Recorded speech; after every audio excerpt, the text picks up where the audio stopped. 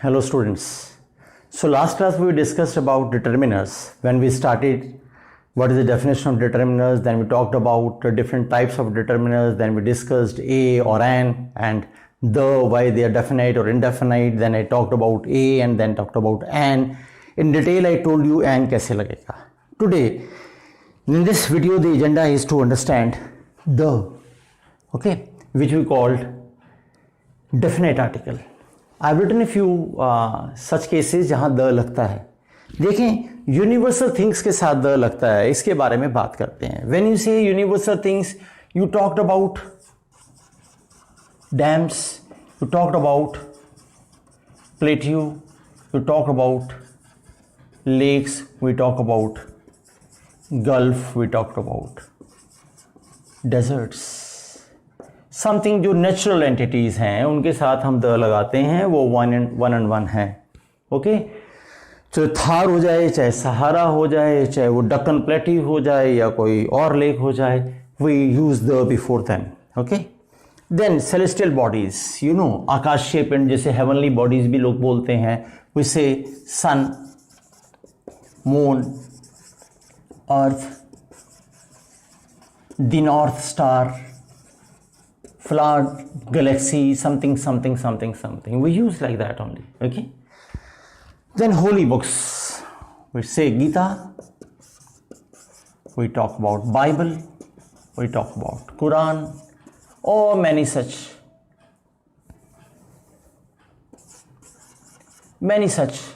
holy books we talk about. Okay. Directions, we say north, west, east, south, यही तो है. ऐसे the लगाते हैं तो यानी the sun rises in the east होता है and sets in the west होता है. The sun rises in the east and sets in the west. लेकिन ऐसे कभी सोचा नहीं आपने कि पूरब से निकलता है, लेकिन बोलते हैं the sun rises in the east and sets in the west. भाई निकलता कहां से तो फिर फ्रॉम होना चाहिए, लेकिन ऐसा होता नहीं. प्रेपोजिशन में डायरेक्शन के साथ हमेशा इन लगाइए. You are saying I am going towards the north is wrong, I am going in the north होता है, यानी डायरेक्शन के साथ हमेशा इन लगाना होता है. The first step taken in this direction, okay, in लगाइए. इसीलिए तो the sun rises in the east है, नहीं तो फ्रॉम द ईस्ट ना लिखता. तो याद रखिए. ओके, माउंटेन के साथ, माउंटेन क्या आप कहते हैं जी हिमालयाज के साथ द लगाते हैं, अग्रीड है. फिर आप कहने लगते हो कि माउंट एवरेस्ट के साथ द लगा देते हैं. फिर आप कहते हो जी K2 के साथ द लगाते हैं. फिर आप कहते हैं कि अरावली के साथ द लगाते हैं. ओके, तो दीज काइंड ऑफ थिंग्स, जहां पर आप माउंटेन वाली बात आ रही है वहां द लगाते हैं. Okay, this is what the general thing is. लेकिन जो मैंने बोर्ड पर डेलिबरेटली गलत लिखा है आपको परेशान करने के लिए कि ये माउंटेन नहीं होता, ये माउंटेन रेंज होता है. जिस स्टूडेंट को पता था इसका मतलब उसने क्लास में ध्यान से पढ़ा है. बाकी सर माउंटेन पढ़कर आ रहे हैं. माउंटेन रेंज की बात हो रही है डियर. इसका मतलब रेंज होना चाहिए, श्रृंखला, starting from top of Kashmir going up to Burma. एक कंप्लीट है, सेक्शन टूटा कहीं नहीं हुआ. Through and through is this thing, this what is mountain range होती है. तो फिर हिमालयाज के साथ द लगाएंगे. We cannot use with Mount Everest, we cannot use with K2, we cannot use with Aravalli. Aravalli hills है my dear. द नहीं लगा सकते. हाँ, हिमालयाज के साथ, एंडीज के साथ, आल्प्स के साथ, रॉकीज के साथ, these are the ranges, a few ranges I know. With them we use the, okay? और वैसे भी बोलिए the Himalayas are situated in the north of India. Is नहीं, हिमालयाज आर बोलना पड़ेगा. अगर आप बोलते the Himalayan range is these 1000 kilometres long, फिर तो रेंज की बात होती. लेकिन आप हिमालयाज बोलोगे तो फिर आपको आर लिखना होगा, ये आपको याद रखना है. तो दी हिमालयाज आर लगाएंगे. आपको समझ आ रहा है? That is what the case is. तो द हिमालयाज आर होगा और इनके साथ रेंज का कंसिडरेशन है. रिवर्स, तो रिवर्स में तो कोई भी रिवर हो जाए, चाहे अमेजन हो जाए, चाहे गैंजीज हो जाए, चाहे वो इंडस हो जाए, आल्प्स हो जाए, मिसिसिपी हो जाए, द लिखते हैं. Ordinals, when you were in young classes teacher ने बताया the difference between cardinal and ordinal, you know cardinal क्या होते हैं, 1 2 3 4 कार्डिनल होते हैं और फर्स्ट सेकंड थर्ड फोर्थ जो होते हैं ऑर्डिनल्स होते हैं। तो यानी ऑर्डिनल्स के साथ द लगाते हैं।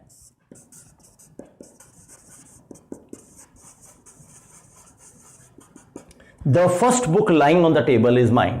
Okay, call the fifth boy in the Q, that is the fifth boy है, यहां लगाते हैं। म्यूजिकल इंस्ट्रूमेंट्स के साथ द लगाना होता है। आप कहते हैं कि मैं कहता हूं व्हाट इज योर हॉबी, आप कहते हैं जी मैं गिटार बजाता हूं, तो then what you will say, I play the guitar, I play the guitar. Someone was arguing that day कि sir I play a guitar, एक गिटार नहीं बजाता हूं। आप हॉबी बताना चाहते हो ना कि मैं इंस्ट्रूमेंट क्या बजाता हूं, तो इंस्ट्रूमेंट बता रहे हो ना। आप एक गिटार बजाओगे या 5 गिटार बजाओगे, बट अल्टीमेटली बजाते क्या हो, यानी you saying my hobby is to play the guitar, तो द गिटार होएगा। Okay, then I have a guitar बोल सकता था, वो बात अलग है, फिर तो काउंटेबल ही हो जाता। नाउ टाइटल के साथ जब हमने बोला the master blaster, you know Sachin, जब हम बोलते रहे the wall Rahul Dravid, when we started saying the father of nation Mahatma Gandhi,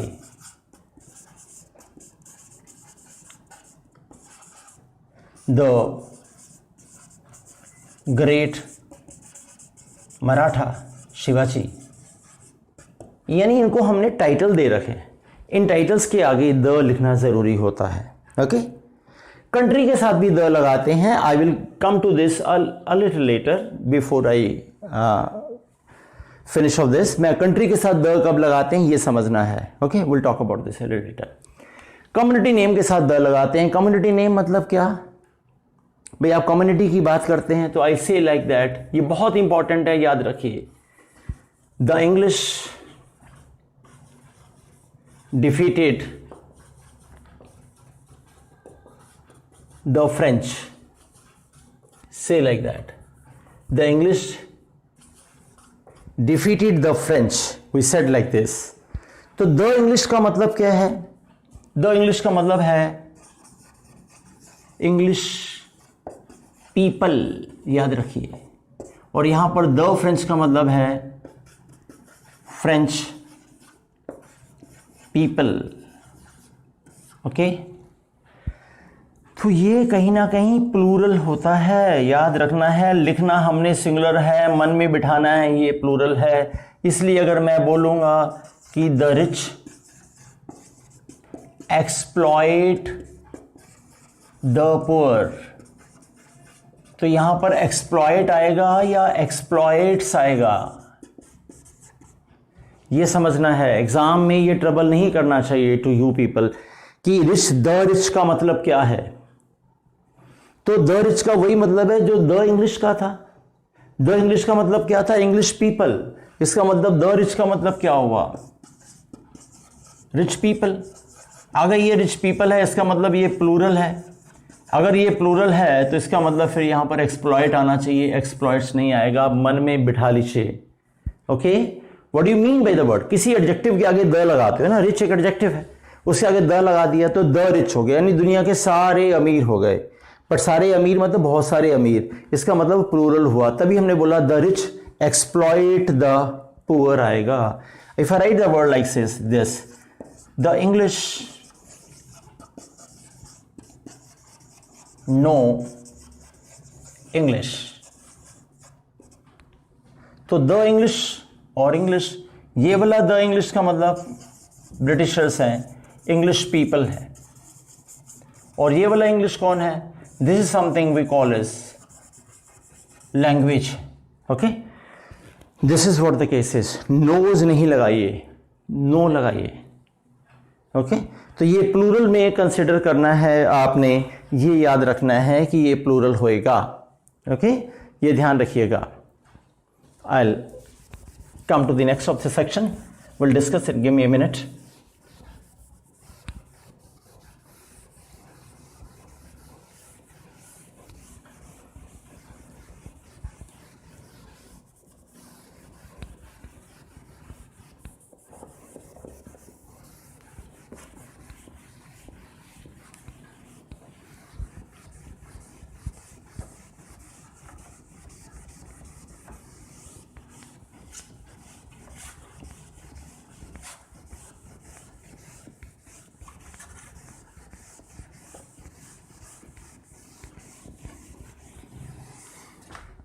सो आ जाए वापस, फैमिली नेम के साथ द लगाते हैं। Okay, sorry, before I go ahead, English, no English में मैंने बोला द इंग्लिश का मतलब है इंग्लिश पीपल है।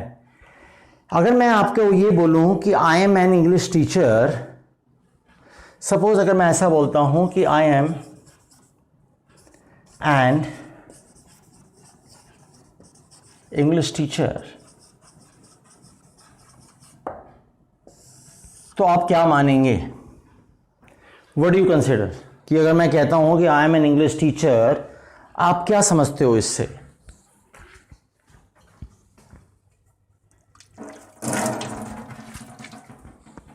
जी, इसका मतलब आप ये मान रहे हो कि मैं इंग्लिश पढ़ाने वाला टीचर हूं, आपने ऐसा माना है।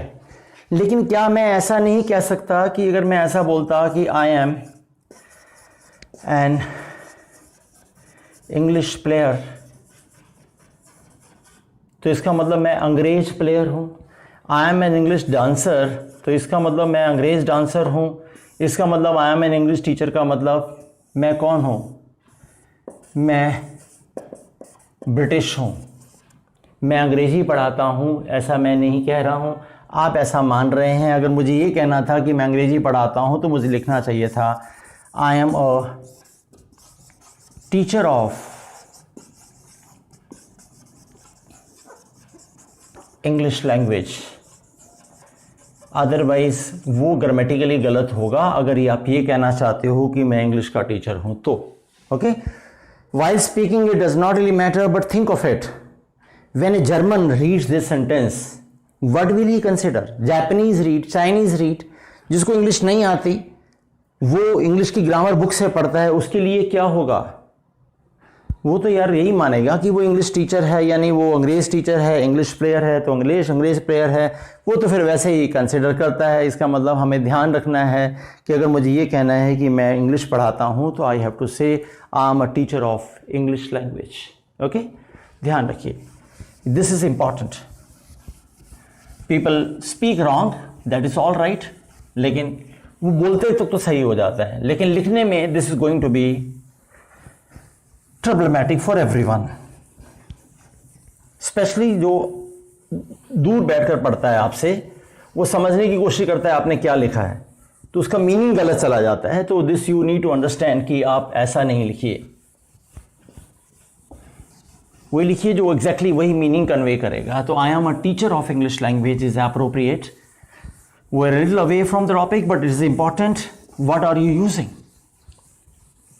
ओके, चलिए, ओशंस के साथ द लगाते हैं, तो ये तो सब आप जानते हैं, ओशन के साथ द लगाते हैं। The Pacific ocean, the Indian ocean, the Atlantic ocean, Antarctica, सबके साथ द लगाते हैं, उसमें कोई बड़ी बात नहीं।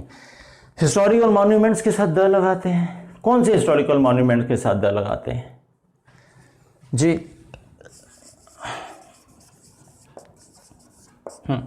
कौन से हिस्टोरिकल मॉन्यूमेंट्स के साथ द लगाते हैं? आपने कहा द ताजमहल लगाते हैं, है ना जी। तो द रेड फोर्ट आपने कहा, तो रेड फोर्ट लगाते हैं। तो फिर आपने बोला कि द कुतुब मीनार लगाते हैं, तो आप ऐसे यूज़ करते हैं, द लगा देते हैं। हिस्टोरिकल मॉन्यूमेंट के साथ, बैंक नाम के साथ क्या लगाएंगे? The state bank of India होता है, लगाइए द, माना नहीं है। फेमस बिल्डिंग के साथ द बुर्ज खलीफा आपको लिखना पड़ेगा, तो फिर आपको लिखना पड़ेगा द वाइट हाउस। फिर आपको ऑर्गेनाइजेशन नेम के साथ लिखना पड़ेगा the world health organisation.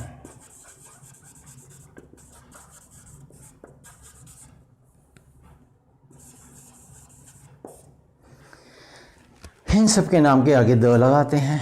This teacher has told you. Okay, इसमें थोड़ा सा कैच है, जो यंग स्टूडेंट देख रहे हैं वो एक बार समझ लें, फिर आप पढ़ेंगे तो समझ आ जाएगा। बाकी जो वो पढ़ेंगे वो देख ही लेंगे कि हिस्टोरिकल मॉन्यूमेंट इन सब के साथ तो यहाँ सही है, लेकिन अगर मैं बोलता हूँ कि कल इंडिया गेट पर बहुत भीड़ थी, तो मेरा स्टेटमेंट ये था कि there was a huge crowd at India gate. यहाँ द नहीं लगाया, जबकि इंडिया गेट द लगना चाहिए था, हिस्टोरिकल मॉन्यूमेंट है। तो कई सारे ऐसे हिस्टोरिकल मॉन्यूमेंट, ये चारों आइटम क्या, if the name begins with a proper noun, ऐसे केस में आप द नहीं लगाएंगे, वहां द लगाएंगे, लेकिन अगर वो प्रॉपर नाउन से शुरू होगा तो द नहीं लगाएंगे। ये समझ लीजिए, when you read you realise in your books it is written. India gate के आगे द नहीं लिखते हैं, इलाहाबाद बैंक के आगे द नहीं लिखा है, बकिंघम पैलेस के आगे द नहीं लिखा है,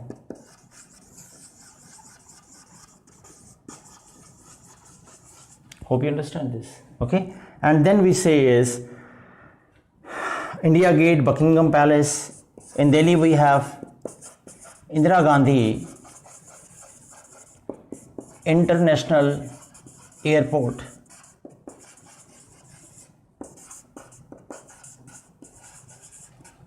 तो फिर आगरा फोर्ट के आगे भी द नहीं लिखा है ना, तो फिर बहादुर शाह जफर मार्ग, जो नाम से शुरू हो रहे हैं उनके आगे द नहीं लिखना है, they go without the.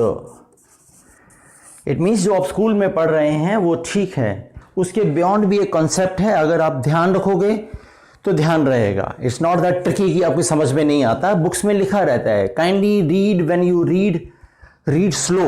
What is the problem with you people is you read fast. Reading fast is okay, you become smart, but smart doesn't mean that you are wise. If you have to be wise, it means you have to inculcate every word that you are reading, you have to imbibe the knowledge, and for imbibing what is required, you read it slow, let the sentence come to you, उसको आप पढ़ लीजिए, याद कर लीजिए, वो आपके पेट में चला जाए, समझ आ गया, ओह वाओ क्या थिंग है, फिर तो बात ठीक है। आपने ऊपर ऊपर से पढ़ा, सुपरफिशियल है, तभी तो आपने ये नहीं कभी देखा कि इंडिया गेट के आगे द लगेगा या नहीं लगेगा। अगली बारी पढ़ेंगे, ध्यान रखना कि हुमायूं टोम के साथ द नहीं आता है, वो हुमायूं से बना है, okay. Agra fort, Jaipur palace, many things like this. अगर आप अगली बारी पढ़ोगे आपको खुद ही रियलाइज होगा कि यार ये टीचर की बात तो सही है, लेकिन यार ये भी होता है, बस ये भी होता है, get you the edge in your classes. ध्यान रखना है, जब आप पढ़ेंगे आपको दिखने लगेगा, ओके। अच्छा, ये न्यूज़पेपर्स के आगे द लगता है, द टाइम्स ऑफ इंडिया हम लगाते हैं, द हिंदू हम लगाते हैं। इट मीन्स किसी भी न्यूज़पेपर के नाम के आगे द लिखते हैं। द न्यूयॉर्क टाइम्स लिखा है,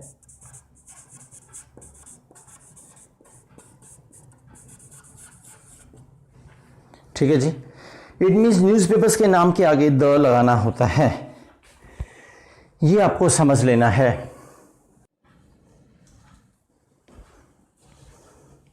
So now we have understood all the basic concepts of determiners. On all these three sessions, we have covered around 75% of the determiners section. So talking about what a and the articles and then much, many and all those things. Kindly revise whatever we have done so far. We will take up the rest of the section of determiners in the next section. Thank you very much. God bless you.